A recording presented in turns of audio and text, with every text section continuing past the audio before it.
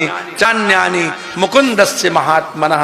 आप उन मुकुंद भगवान की कथा सुनाओ जिससे हमको उनकी करुणा का एहसास हो, अनुभव हो।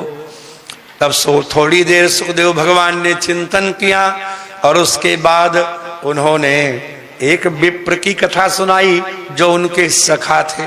मैंने महाराज से एक नैमिष के संत के मुख से कथा सुनी थी। बहुत सी कथाएं ऐसी हैं जो फैली तो हैं जिनका मूल नहीं मिलता। जैसे देखो दो चार फैली हुई कथाएं बताएं।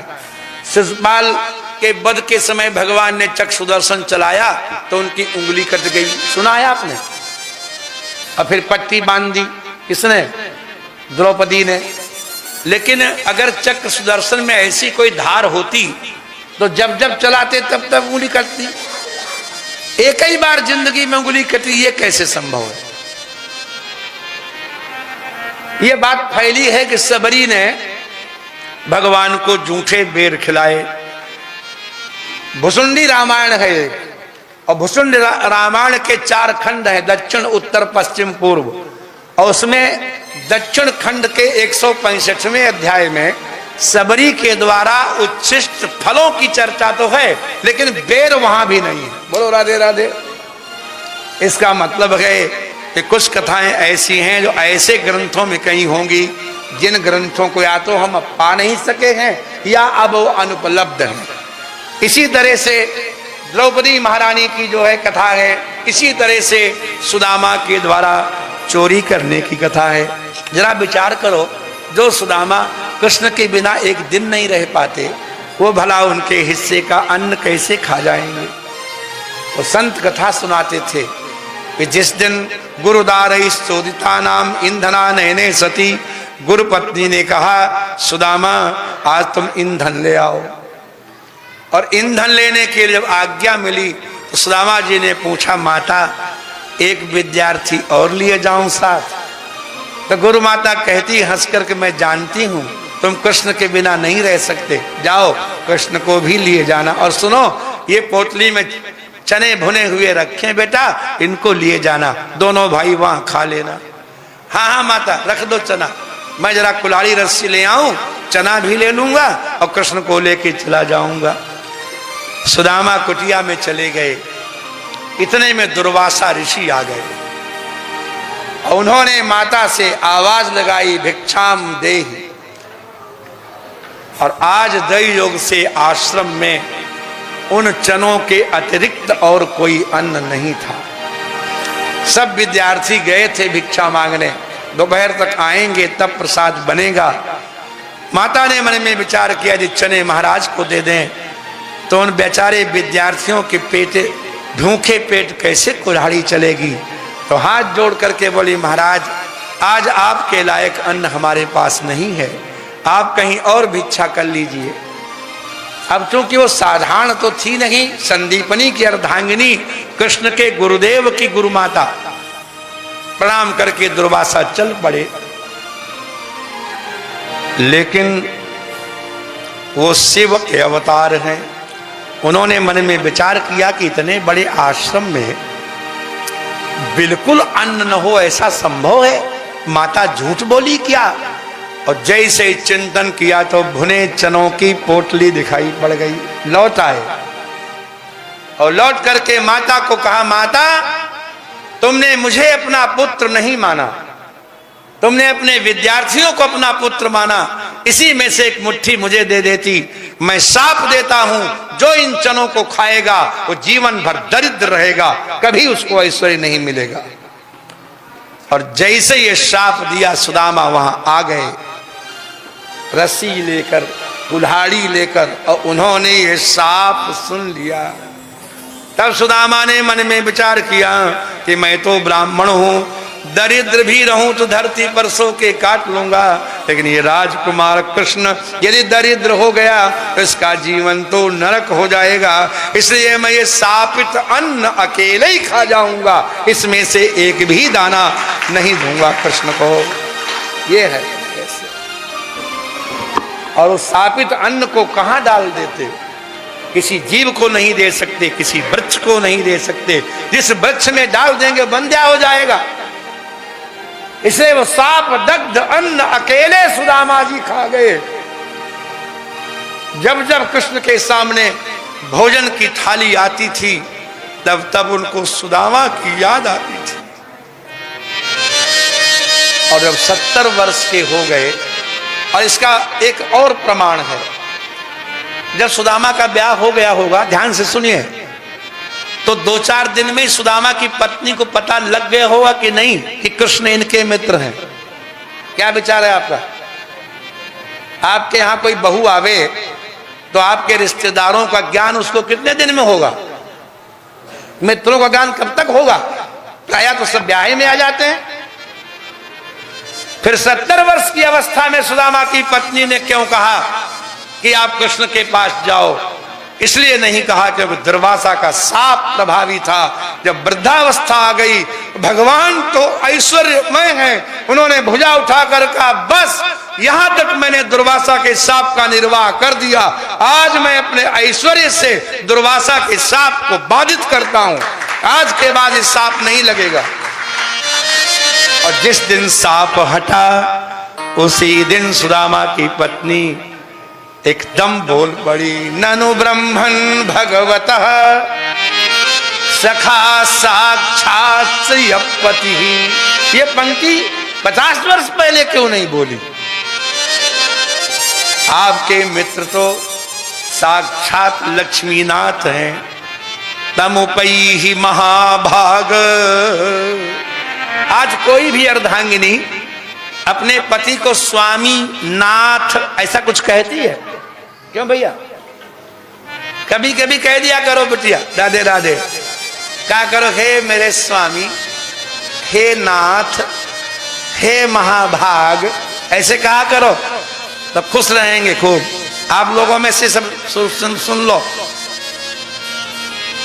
धनवान अगर कोई हो और उसकी पत्नी उसका सम्मान करे, कोई आश्चर्य नहीं है। आश्चर्य तब है जब 3-3 दिन भोजन की व्यवस्था भी न हो और तब भी पत्नी अपने पति को ईश्वर माने।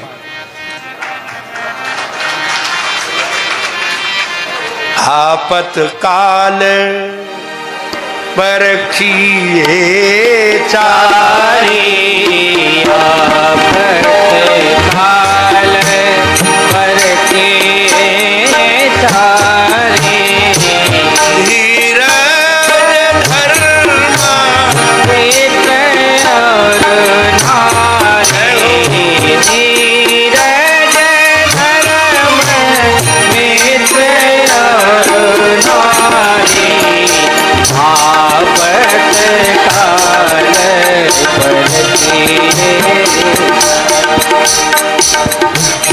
रामा की पत्नी कहती ननु ब्रह्मन, हे ब्रह्म ज्ञानी, और फिर कहा हे भगवन, क्योंकि यहां भगवता जो षष्ठ्यंत है वो सुदामा का विशेषण है, क्योंकि भगवान तो प्रथमांत साक्षात श्रीय पति, तो वहां षष्ठ्यंत तो हो नहीं सकता, तो भवता का विशेषण है। ननु ब्रह्मन भगवता माने भवता सखा साक्षात श्रीयपति। हे भगवान, पति से क्या कहती है? हे माने सदैश्वर्य संपन्न, ऐसी कोई संपत्ति नहीं है जो मेरे पति संकल्प करें वो प्राप्त न हो जाए। ये सुदामा की पत्नी की जो है गरिमा है अपने पति के प्रति, इसलिए ब्रह्मन कहती है, भगवान कहती है। जाओ उनके साथ चले जाओ, उनके पास जाओ। वो कौन है?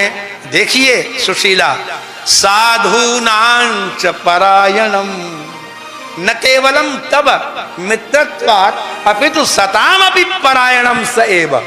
संतों का भी आश्रय वही है, ब्राह्मणों का भी आश्रय वही है, और तुम जैसे दीन बंधु, दीन पर कृपा करने वाले भी वही हैं। तो सुदामा ने बहाना बनाया। नरोत्तम दास जी ने बहुत लिखा है। मेरी माता 10.5 वर्ष पर चली गई संसार छोड़ के, लेकिन 9 वर्ष की अवस्था में ही नरोत्तम दास वाला पूरा सुदामा चरित्र हमको याद करा दिया था। उसके तमाम छंद हमें याद हैं, लेकिन समय नहीं रहता इसलिए नहीं कह सकते। सुदामा ये तो बात कही दें, वो कहते हैं कि या विधि बीत गए पन दोए, अब तो पहुंची वृद्धापन आई के। जीवन के तो है जाके लिए, हरिसों अब हो कनावड़ो जाई के। अब कितना बचा जो हम कनौड़े बने, माने उनके याचक बने। क्यों भैया, अब आपसे ही पूछ लें, अगर बहू की आपकी बहस हो जाए किसी बात पर तो ज्यादातर कौन जीतता है? बहू जीतती है। हाँ बस सही बोला करो, वैसे बोलो राधे राधे। हाँ सुदामा बोले अब क्या जरूरत है? तो पत्नी कहती है कि हुजे कनावड़ो 12,000 लो, 1,000 बार याचक बनो, जो हितु दीन दयाल सो पाइए। अगर भगवान जैसा मित्र होए तो एक बार नहीं 1000 बार उनके द्वार पर जाना। और मेरी कही हिय में धरी के प्रिय भूलिन और प्रसंग चलाइए। चुप, हम सिखाए दे रहे हैं सब बात। बोलो राधे राधे। अब न चलाना कोई दूसरी बात, चले जाओ। तीनों लोक के ठाकुर हैं, तिनके दरबार गए न लजाइए। तीनों लोगों के, तुम कह रहे हो जाएंगे नहीं। सुदामा बोले ये मानेगी नहीं तो और बहाना करें। तो बहाना किया, अच्छा ठीक है मैं चला जाऊंगा। ये बताओ भगवान को उपहार देने के लिए तुम्हारे घर में कुछ है? एक तो झोपड़िया, उसको कहा घर, तो यहाँ घर माने पत्नी। एक बात सुनो ध्यान से, जितने संसार के पति हैं वो सब ये जानते हैं कि मेरी पत्नी के पास कुछ न कुछ माल छिपाया हुआ जरूर होगा। और सुनो बिटिया, जब ये समझते ही हैं तो कथा बाँच के आवे, पंडिताई करके आवे, दुकान से आवे, नौकरी करके आवे, ऑफिस से आवे, और जब हाथ पैर धोने जाएं तो सब पत्नियों को पतियों का पर्स टटोल लेना चाहिए। 100-200 होए तो 10-20 निकाल लो, 1000-2000 होए तो 100-200 खींच लो, 10-20 हजार होए तो 1000-2000 निकाल लो। और जब कभी कहें इसमें कुछ रुपए कम दिखते हैं तो पंचम स्वर में बोलो, तो क्या मैंने निकाल लिए हैं? सोच चुप हो जाएगा। बोलो बिटिया कौन कौन करेगा कल से काम? हाथ उठाओ। और निकालती सब है। हाँ एक ईमानदार है, हाँ निकालेगी। बोलो राधे राधे। क्यों मैं ये बात कह रहा हूं कि भागवत के 80वें अध्याय में एक पंक्ति है महाराज की। सुदामा कहते अप्यस्तुपायनम किंचित, अप्यस्तुपायनम किंचित गृहे कल्याणी दीयताम। हे कल्याणी, क्या तुम्हारे पास कुछ कृष्ण को देने के लिए है? तो महाराज जी क्या सुदामा जी नहीं जानते थे कि 3-3 दिन के फांके होते हैं, धरती पर सोते हैं, टूटा तवा, फूटी कठौती, इसके अलावा कोई संपत्ति नहीं, तो कहां होगी कोई चीज? सुदामा जानते हैं कि इसके पास कुछ नहीं है, और फिर भी प्रश्न करते हैं अप्यस्तुपायनम किंचित गृहे कल्याणी दीयताम। इसका मतलब है कि पंक्ति भागवत की व्यर्थ पड़ गई जानबूझ करके। और शास्त्र का एक नियम है, जब व्यर्थ पड़ती है कोई चीज तो एक नए अर्थ को ज्ञापित करती है।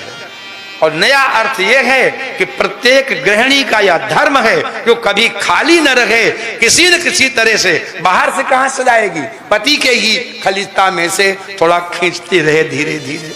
बोलो राधे राधे। हाँ, और वो रुपए फिर सबसे नीचे बक्से के डाल दो, सबसे नीची परत के। भूल जाओ, जब सचमुच पति के पास नहीं होगा, चाहे तुमको कभी न दिया हो, लेकिन कहेगा क्यों तुम्हारे पास तो नहीं कुछ पड़े होंगे, आज बड़ी परेशानी है। दिया कभी नहीं है, लेकिन पत्नी से जरूर कहेगा। तो सुनो, तो कहो सुनो, मैं मायके गई थी, हमारे भैया ने दिए थे 5,000 रुपए, और देखो उधार दूंगी, ले लो, हमारे वापस कर देना। ऐसे कह के देना, ये नहीं कहना कि तुम्हारे ही निकाले। हाँ, लेकिन सुदामा की पत्नी कहती है कि हमारे घर में तो कुछ है नहीं, आज हम कृष्ण के लिए अपना व्रत तोड़ेंगी।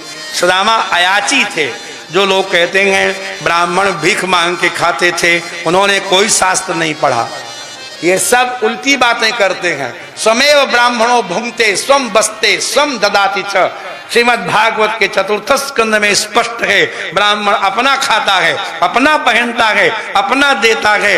इसे स्पष्ट लिखा हुआ है, सैनापत्यम च राज्यम च दंड नेतृत्व में बचाओ सर्वलोकाधिपत्यम च वेद शास्त्र विदर्हति। जो वेद और शास्त्र को पढ़ा नहीं है, न देश चला सकता है, न घर चला सकता है। बिना ज्ञान के कुछ नहीं होता। हाँ, ब्राह्मण क्षत्रिय वैश्य तीनों वर्णों के लड़के ब्रह्मचारी अवस्था में भिक्षा मांगते थे और लाके गुरु को देते थे, लेकिन गृहस्थ भीख मांग करके खाए, ऐसा कहीं नहीं है। इसलिए 5 प्रकार की जो जीविकाएं शास्त्रों में हैं, उनमें याचना को मरी हुई जीविका कहा गया है। अब इस पर हम प्रवचन करेंगे तो समय लग जाएगा। ऋतामृताभ्याम जीवेत मृतेन प्रमृतेन च सत्यानृताभ्याम जीवेत न स्वृत्या कथंचन। ब्राह्मण की 5 वृत्तियां होती हैं। कितनी वृत्ति? माने जीविका। ऋत वृत्ति, अमृत वृत्ति, मृत वृत्ति, प्रमृत वृत्ति और सत्यानृत वृत्ति। ये वृत्तियां क्या हैं, उनकी व्याख्या हम कर्तुम इदानीं पार्श्वे समयो नास्ति। लेकिन यहां पर जो मृत वृत्ति है लिखा है, वहीं व्याख्या में मृतम तो नित्य याच्या से, आप जो मांग मांग के खाता है उसको तो मर जाना ही अच्छा है। मांगना ठीक नहीं होता। हाँ, तो भागवत के मंचों से भी मांगा ही जाता है, गलत है। मांगना ठीक नहीं है, मृत वृत्ति है वो। मृतम तो नित्य याचिया, याचना जो है वो मरी हुई वृत्ति मानी गई है। सुदामा मरी हुई वृत्ति नहीं खा सकते। वो किसी से विद्या पढ़ाने की दक्षिणा नहीं लेते, कर्मकांड नहीं करते। बिना मांगे अगर कोई दे जाए तो चूल्हा जलेगा, नहीं दे जाए तो नहीं जलेगा। और आज भी ऐसे दानी हैं जो बिना मांगे देते हैं। यहीं बैठी हमारी माता जी सत्या माता, फोन करके थोड़े कहती हैं गेहूं पहुंचा रहे हैं। बोलो राधा, पहुंचते हैं कि नहीं? बोलो ना, ऐसे ऐसे करो तब फिर। बिना मांगे देने वाले हैं। क्या? मैं नहीं मांगूंगी, मैं नहीं मांगूंगा, ये व्रत है सुदामा और सुदामा की पत्नी का। लेकिन कृष्ण के लिए तो मांगना ही पड़ेगा। और जब मांगने गई तो दुनिया की मांगने वालों की दुर्दशा सर्वाधिक अगर कहीं वर्णन किया जाए तो इसी पंक्ति में है।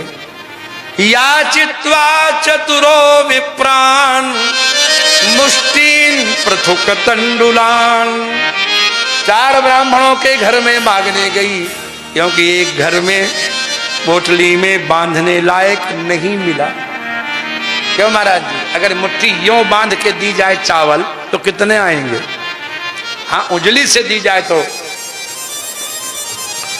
इसलिए चतुरो मुष्टीन चतुरो विप्रान, 4 घर में 4 ब्राह्मणों से मांगना पड़ा। और तब वो जरा सी पुटलियां बनी। घर में कोई शुद्ध वस्त्र नहीं है। चैल खंडेन तान बधुआ, चीथड़े में बांध दिया। और भर्त्रे प्रादादुपायनम, और स्वामी को उपहार दे दिया। और वही लेकर के सुदामा गए थे। थोड़ी देर शांत रहें भाई, काहे बात करते हैं? बोलिए, माताएं आई हैं, बातें कर रही हैं, शांत रहो ना। बोलिए वृंदावन बिहारी लाल की। बस 5-7 मिनट और बोलो महाराज। ठीक महाराज, जाना चाहते हैं? अच्छा, हाँ 5-7 मिनट। सुदामा जी का द्वारका में गमन होता है। द्वारका में संत और ब्राह्मणों के लिए अप्रतिहत प्रवेश है। इसलिए वहां कोई द्वारपालों की चर्चा भागवत के मूल में नहीं है। हम कथा को रचाने के लिए, कथा को सजाने के लिए अगर ये बातें करें भी तो कोई दोष भी नहीं है, अच्छा लगता है, लेकिन मूल में ऐसा नहीं है। लेकिन वहां है क्या, जो वही श्रवणीय है महाराज जी। भवतान करते अवश्य में हो। त्रीणि गुलमान्यतियाय तिस्रः कक्षाश्च सद्विजः। रंग मंदिर में आप जाइए, जब आप रंग मंदिर में प्रवेश करेंगे वृंदावन में, तो भगवान का दर्शन तभी होगा जब आप 3 द्वार और 3 आंगन पार करें। जब तक 3 द्वार और 3 आंगन पार नहीं करेंगे आपको भगवान का दर्शन। अब की बार जाओ तो ध्यान दे लेना। तो त्रीणि गुल्मानि, जो 3 गुल्म हैं, जहां द्वार हैं, जहां झुंड के झुंड प्रहरी खड़े हैं, यही है 3 गुण। इनको अतियाय पार कर गए। और तिस्रः कक्षा, और 3 कक्षाएं जागृत, स्वप्न और सुसुप्ति, 3 आंगन हैं। और तुरीयावस्था है ब्रह्म साक्षात्कार। और भागवत के मूल में यह प्रक्रिया है। विवेशैक तमम श्रीमद् ब्रह्मानंदम गतो यथा। देखिए क्या लिखा है। जैसे ही 4थी सीढ़ी में प्रवेश किया देहरी में, सोई ब्रह्मानंद की प्राप्ति हुई। माने 3 अवस्था, 3 गुण, माने त्रिगुणातीत।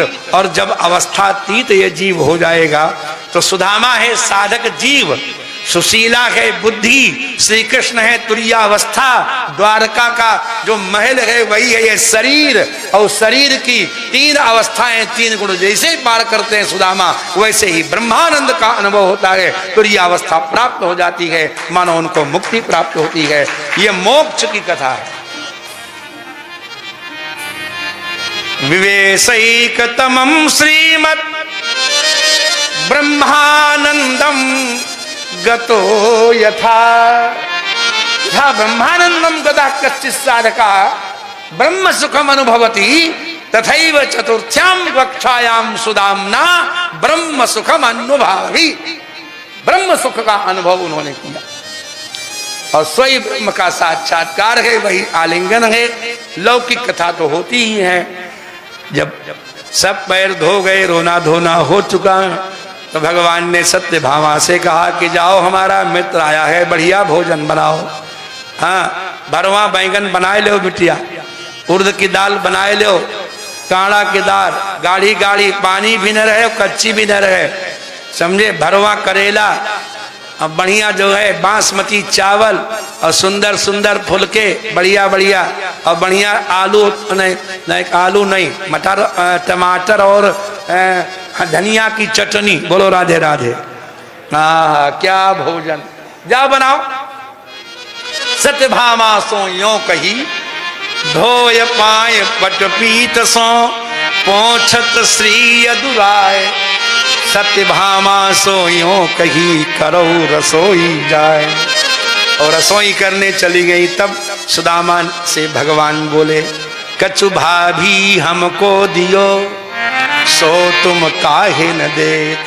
चापी पोटरी काख में, रहे कहो कहीं हेत। हाँ, बोलो क्या लाए हो। नन्वे तदुपनीतम में, जो मेरे लिए तुम लाए हो। हाँ, ब्रह्मन भवता गृहात् अणुमप्यपहृतम भक्तैः प्रेमणा भूर्येव में भवेत्। इतना भी कोई ले आता तो हमको बहुत ही हो जाता। यहीं पर वो गीता वाला श्लोक है, पत्रम पुष्पम फलम तोयम। सुदामा जी बोले नहीं नहीं नहीं, कुछ नहीं। और भगवान ने झांक के देखा और बोले कि ये क्या है। किमिदम, क्या ये क्या है। स्वयं जहार, पकड़ी चुटकी, स्वयं जहार किमिदम इति पृथुक तंडुलान। पृथुक तंडुलान, चूटे वाले चावल जो यहाँ दबे हुए हैं, ये क्या है। और ऐसा पकड़ के चुटकी यूं खींचा तो पुराना था, जीर्ण फट फटी छुट पड़े और बिखरी गए ते ही ठोर। एक मुट्ठी भगवान ने उठाई उपनिषद कहती है अन्नम ब्रह्म। बोलो सब लोग, अन्नम, अन्नम, अन्न ही ब्रह्म है। अगर रोटी बरसते समय धरती में गिर जाए, सबसे पहले उसको उठा के माथे में लगाओ और झाड़ के खाओ, राधे राधे बोलो। और नाली के कीचड़ में गिर जाए, बिल्कुल खाने लायक न रहे, तो धो करके किसी गाय या पशु को खिलाओ, नाली में मत पड़ी रहने देना। अच्छा एक बात बताओ सच्ची सच्ची, अगर अंगूठी गिर जाए नाली में, बड़ी रहने दोगे कि उठाओगे? बोलो ना, है? तो रोटी क्यों नहीं उठाएंगे? अन्नम ब्रह्म, ब्रह्म का दूसरा नाम अन्न है। बृहदारण्यक उपनिषद घोषणा करती अन्नम भवई प्राणा, प्राणों का दूसरा नाम अन्न है। इसलिए भगवान ने उस अन्न को उठाया और संकल्प पढ़ने लगे। कोई भी अच्छा काम करे, नहाए भोजन करे तो संकल्प पढ़ा जाता है। और क्या संकल्प पढ़ा? विष्णु सहस्त्र नाम में भगवान का पहला नाम है विश्व। विश्वम विष्णुर्वसत्कारः भूत भव्य भवत प्रभु भूत कृत भूत भट भर्ता भूतात्मा भूत भावन। भगवान का पहला नाम, भगवान का पहला नाम। और भगवान संकल्प करते हैं प्रीणयन्त्यंगमाम विश्वम एते पृथुक तंडुला। मैं विश्व हूं और मुझ विश्व को ये पृथुक तंडुल टूटे टूटे चावल तृप्त करें। और ऐसा कह करके मुंह में डाल दिया। बोलो राधे राधे। वो तो मूल में संकल्प लिखा है, प्रीणयन्त्वंग माम विश्वम, मैं विश्व हूं, ये टूटे टूटे चावल मुझ विश्व को तृप्त कर दे। क्या कर दे? जैसे मुंह में डाला तो चींटी से लेके हाथी तक और तिनके से लेकर के ब्रह्मा तक सारे चराचर जीव तृप्त हो गए। बोलो ऐसा भंडारा कोई कर सकता है? सुमेर पर्वत के ऊपर बैठी पांबी की चींटी भी तृप्त हो गई और अतल सागर के अंदर बैठा हुआ मकर भी तृप्त हो गया। ऐसा भंडारा दुनिया में आज तक किसी ने नहीं किया। और उसी के फलस्वरूप क्योंकि सुदामा जी की पत्नी ने दिया था, सुदामा तो कुछ लाए नहीं थे, भगवान ने सोचा इसको क्या दें, इसको मांगने का अभ्यास नहीं है। जिसको मांगना ना आता हो वो पहली बार मांगे तो पता चल जाता है कि ये पहली बार। और सुदामा का तो प्रण है कि हम तो मांगेंगे ही नहीं, तो भगवान काहे को लज्जित करें, तो अंतःकरण में प्रवेश कर गए। अभी पूज्य महाराज से कह रहे थे ना गोविंदानंद जी कि भगवान अंतःकरण में प्रवेश करते हैं। प्रविष्ट कर्ण रंधेण स्वानाम भाव सरोरु। अंतःकरण में घुस के देखा कि इसके मन में क्या वासना है, क्या कामना है, क्या मनोरथ है। प्रहलाद जी को तो ये कहना पड़ा कि हमारे हृदय में मनोरथ का अंकुर उगे ही ना। यही तो बात है, कामानाम हृदय असमरोहम भवतस्तु वृणे बरम। कामनाओं का अंकुर ही न उगे। ये प्रहलाद जी को मांगना पड़ा, मतलब प्रहलाद जी डरते थे कि कामना आ न जाए। लेकिन सुदामा के अंतःकरण में भगवान को खोजने से भी कामना नहीं मिली। सब क्या दें? तो आया क्यों ये, जब इसको कुछ चाहिए ही नहीं? तो फिर दोबारा अंतःकरण में घुसे तो क्या मिला कि ये खुद नहीं आया है। यहाँ क्या भागवत जी की रचना है, पत्न्या पतिव्रतायास्तु सखा प्रिय चिकीर्षया। सारे गृहस्थ सुने, पतिव्रता पत्नी अगर है अनुकूल आचरण करने वाली तो उसके दिल को कभी नहीं दुखाना चाहिए। वो जो कहे उसको करने में ही मंगल है, तभी वहां लक्ष्मी आएगी। और इसकी अर्धांगिनी ने, पतिव्रता पत्नी ने जीवन भर कोई फरमाइश नहीं की, जीवन भर कुछ नहीं मांगा और अंतिम में मांगा तो तुम द्वारका चले जाओ, अगर नहीं जाएंगे तो हमारी पत्नी को दुख हो जाएगा। तो पत्नी को दुख न हो इसलिए आए हैं मुझसे कुछ मांगने। पत्न्या पतिव्रतायास्तु सखा प्रिय चिकीर्षया प्राप्तो मामस्य दास्यामि संपदो मर्त्य दुर्लभा। मैं अमर्त्य दुर्लभा, जो देवताओं को भी दुर्लभ है वो संपत्ति इसे क्यों दें, हम तो उनको ही देंगे।